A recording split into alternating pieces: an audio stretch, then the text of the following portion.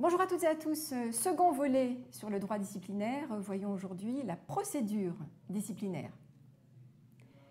Vous le savez, l'employeur qui souhaite s'engager sur une sanction prononcée à l'encontre d'un salarié qui a commis des faits qu'il estime fautifs doit respecter une procédure disciplinaire. C'est absolument obligatoire.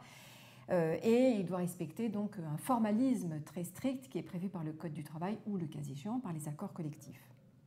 Voyons tout d'abord, bien sûr, comme d'habitude, le cas de notre cas pratique. Là, c'est une histoire qui est arrivée à Rosa, qui est assez catastrophée, qu'elle nous soumet. Elle vient de recevoir un courrier de convocation à un entretien disciplinaire. Il se trouve que la semaine dernière, elle a eu effectivement une très vive altercation avec une de ses collègues de bureau, en fait une qu'elle ne supporte pas absolument du tout et avec qui elle a sans arrêt des bisbilles.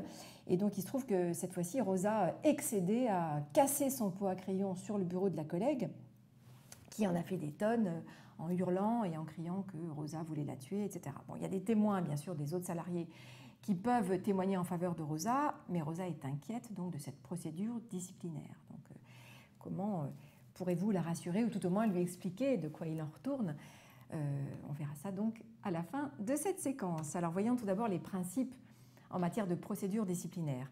Il faut savoir que cette procédure varie selon que l'employeur envisage de prendre soit une sanction simple, soit une sanction lourde. La sanction simple, c'est celle qui n'a pas d'incidence sur le contrat de travail. Exemple, l'avertissement ou bien un blâme sans inscription au dossier. À l'inverse, la sanction lourde, c'est celle qui a une incidence sur le contrat de travail, comme par exemple le licenciement, bah oui, la fin du contrat, la mutation, on va envoyer le salarié à l'autre bout de la France, ou peut-être pas si loin quand même, la rétrogradation, on va le faire changer donc de fonction, la mise à pied, il va perdre du salaire, et le blâme avec inscription au dossier, ça va le suivre.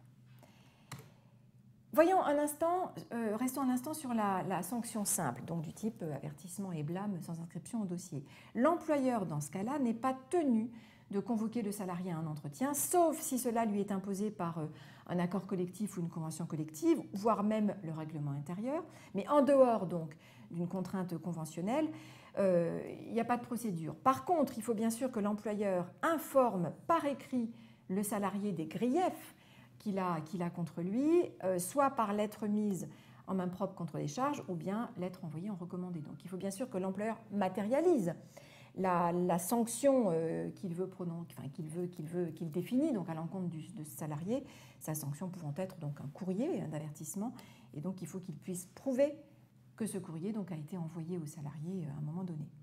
Alors en matière de sanctions lourdes, là pour le coup, on doit appliquer la procédure telle qu'elle est prévue par le Code du travail et le cas échéant en appliquant ce qui est prévu par les accords collectifs, si ça se rajoute à la procédure légale. Donc cette procédure, il faut la commencer, attention, dans un délai qui est défini par le Code du travail, qui est un délai de 2 mois qui suit la date à laquelle l'employeur a connaissance des faits fautifs qu'il souhaite sanctionner. Donc en fait, dès lors que l'employeur est au courant de la faute, et ce n'est pas la date des faits, c'est lorsqu'il est au courant de la faute, à partir de là démarre un délai de 2 mois.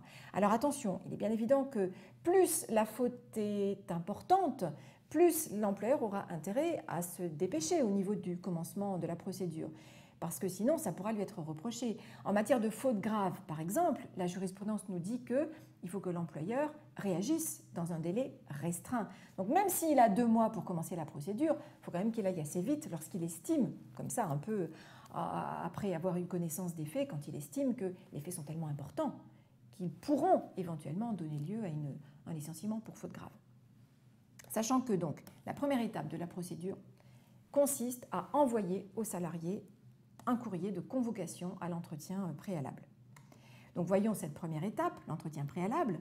La convocation doit être notifiée au salarié en lettre recommandée ou bien remise en main propre contre décharge, et elle précise l'objet, la date, l'heure et le lieu de l'entretien. Elle doit aussi préciser au salarié qu'il peut se faire assister par un de ses collègues, un salarié de l'entreprise, éventuellement bien sûr un représentant du personnel, donc un délégué du personnel s'il y en a. S'il n'y en a pas, ça pourra être un collègue, si le collègue accepte. Sachant que si la sanction envisagée par l'employeur au regard des faits est un licenciement disciplinaire et qu'il n'y a pas de représentant du personnel dans l'entreprise, la lettre dans ce cas-là de convocation devra préciser que le salarié peut recourir à un conseiller extérieur à l'entreprise. Attention au délai s'agissant de la lettre, de ce qui doit figurer dans la lettre de convocation à l'entretien préalable, parce que la lettre doit préciser donc la date de convocation, mais l'entretien ne peut pas avoir lieu avant un délai minimum de 5 jours entre la date à laquelle le salarié aura reçu la lettre et la date de l'entretien. Donc la loi nous dit que l'entretien doit avoir lieu après un délai minimum de 5 jours ouvrables. Ça peut être plus. L'employeur a toujours intérêt à compter un peu plus que 5 jours ouvrables, notamment s'il envoie le courrier en recommandé, parce que bon, il faut compter avec les délais postaux et ce n'est pas évident que 5 jours ouvrables ce soit suffisant pour respecter les délais postaux.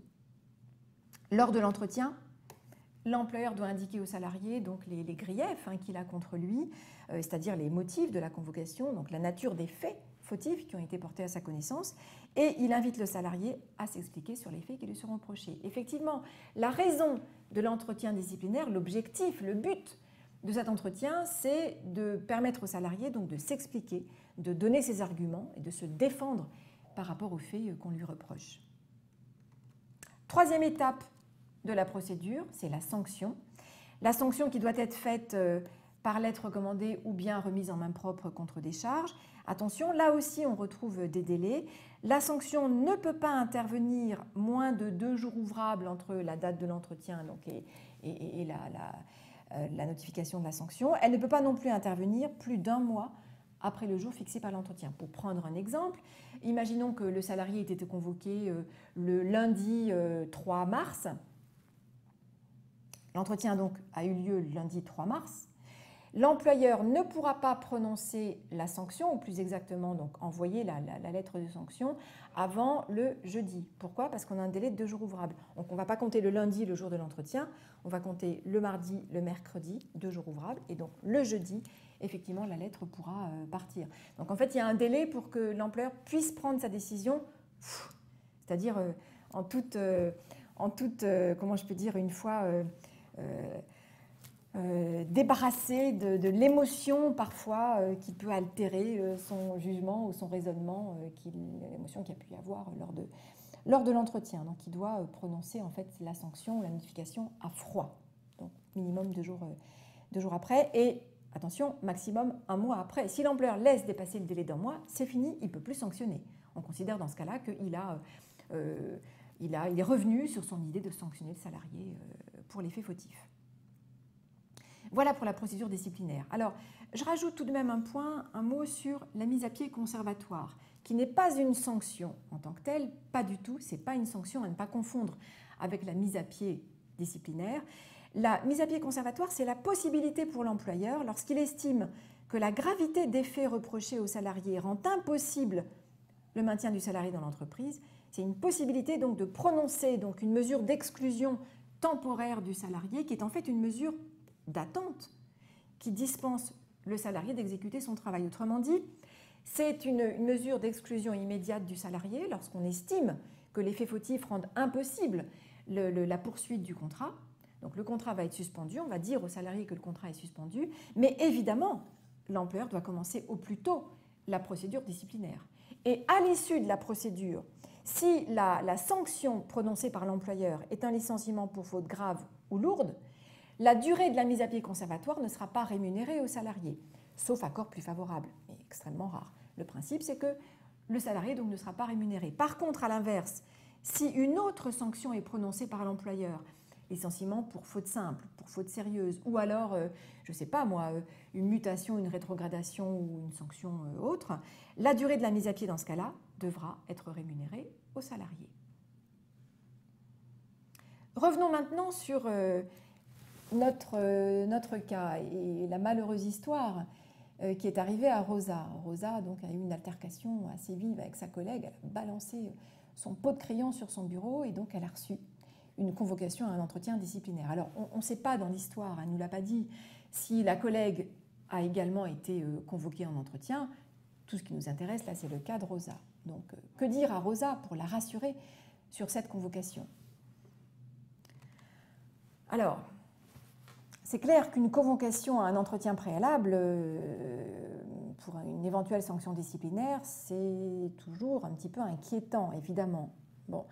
Mais le but de l'entretien, et c'est ce qu'il faut dire à Rosa, c'est de lui permettre justement de s'expliquer vis-à-vis de l'employeur et s'expliquer donc éventuellement même avec l'assistance d'un collègue ou d'un représentant du personnel. Donc à voir. Mais il est vrai que bon, on ne va pas juger l'affaire, bien sûr que non, mais Rosa n'aurait pas dû balancer ce pot de crayon sur le bureau de sa collègue. Bon, c'est fait, et donc du coup, bien sûr, elle est convoquée. Je pense qu'il ne devrait pas y avoir trop d'inquiétude sur la suite des événements ou de la procédure pour Rosa, en espérant que ce ne soit pas des faits récurrents pour Rosa, là, il ne l'a pas dit non plus. Mais bon, il faut simplement lui dire que voilà, l'entretien, ça sert à se défendre. Et donc, logiquement, il faut qu'elle prépare tous les arguments possibles et imaginables pour expliquer à l'employeur qu'en réalité, elle n'est pas si fautive que ça. Qu'est-ce que vous en pensez? Bon, je ne sais pas trop, mais bon, à voir, c'est à elle de se débrouiller lors de l'entretien. Mais bon, c'est tout ce qu'on peut lui dire. Je ne vois pas ce qu'on peut lui dire d'autre.